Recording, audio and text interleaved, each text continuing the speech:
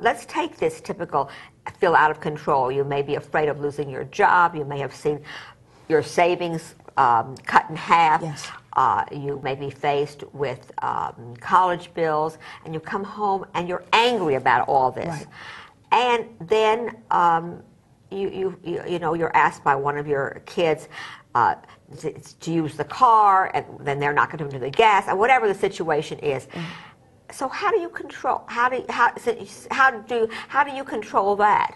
Well, I think that's a really good example. And before I answer that, I think what I would like to explain is that the reaction that we have many times is not really to the situation that's in front of us.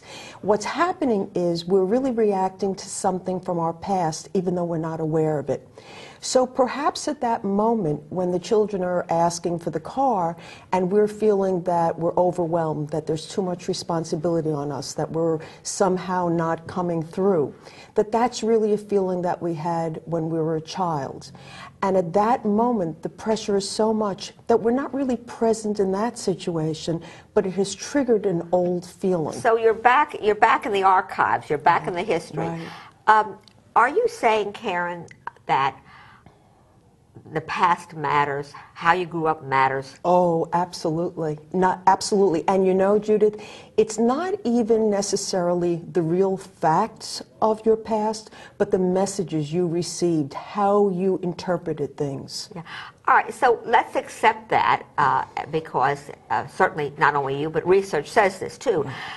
How do you keep from letting a bad past or an unhappy past impact or control having a good life going forward? It seems a waste to let an unhappy past predict your future. Right, absolutely. Well, I think the first thing that you have to do is to be aware that you're still caught up in those old patterns. You can't change anything if you're not aware of it. So I think you have to be aware of it.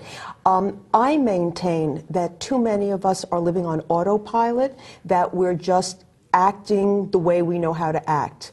And that we're doing things based on survival skills from our childhood that are comfortable for us. So you have to be aware that you're doing that.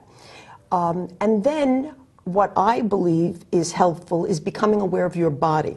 Your body is a barometer. Anytime you're feeling some kind of an emotion, you're going to feel it in your body. So if you start to tune into your body, you'll say, oh, I feel a little tense, I feel a little uncomfortable. Yeah, Sure. you feel like your back's against the wall. That's right, exactly. Maybe you're breathing heavier. Exactly, or you feel some tightness in your stomach or whatever. So that's a signal to you to say, okay, wait a minute, what's going on?